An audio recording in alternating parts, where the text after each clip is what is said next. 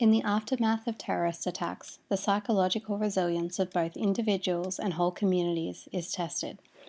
The impact of these events becomes evident not only in the increased presence of psychiatric disorders, but also in emotional and behavioural transformations of individuals. Although these changes may not always be classified as medical disorders, they can still have a large effect on the politics, economy, and overall health of a city. On the morning of the 11th of March 2004, a series of 10 bombs exploded on peak-hour commuter trains in Madrid.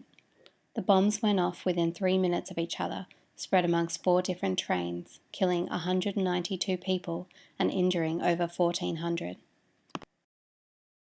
A significant amount of psychiatric disorders directly related to the March attacks were recorded, the most significant of these being post-traumatic stress disorder.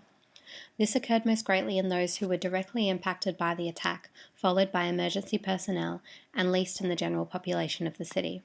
The percentage of PTSD dropped significantly over 6 to 9 months for everyone except those directly affected, who were shown to have a much longer recovery period.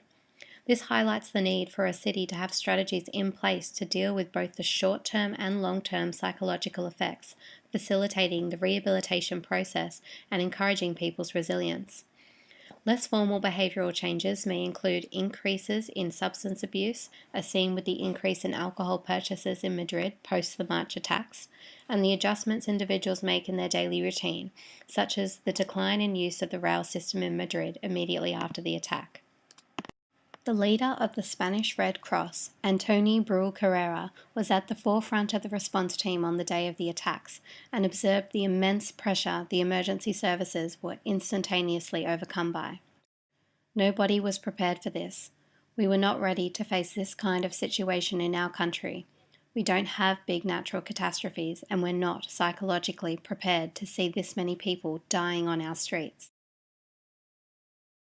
Although action plans did exist for the physical needs of those affected by the attacks, in the year 2004, the psychological consequences of such events had been given little consideration, not just in Spain, but worldwide. It was only post the 9/11 terrorist attack that this area began to attract attention and investigation. A search in PsycInfo bibliographic database with the combination of terms of terrorist attack and post-traumatic stress or depression or anxiety or panic for the period from 1990 to 2001 identified only 18 publications, whereas a similar search for the period from 2002 to 2012 identified 593 publications. There is no conclusive evidence to prove the effectiveness of many psychological resilience strategies for terrorism, as it is a relatively new area of study. However, the results of non-action in the face of an attack are clearly having a lasting impact on the well-being of our cities. The current research of experts in this field can give us a good idea of actions that can enhance psychological resilience.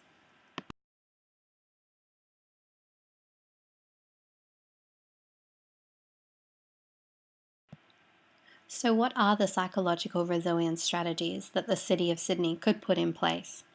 These can be categorized into pre-event, during, and post-event strategies.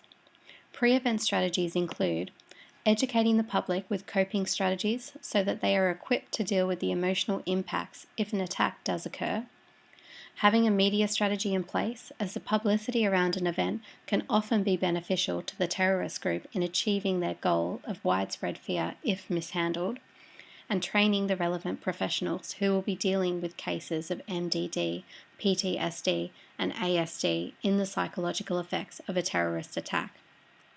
Actions during an attack include having a clear strategy in place to keep the public informed about the appropriate details of the event so that they have confidence in the execution of terrorist management plans, and leveraging the media to communicate the right types of information, such as helplines and medical services available. Post-event strategies include continuing to assess the mental well-being of the public so those affected receive the necessary help, and publicising the protective strategies that have been put in place in response to the attack to help restore the public's sense of safety in their city.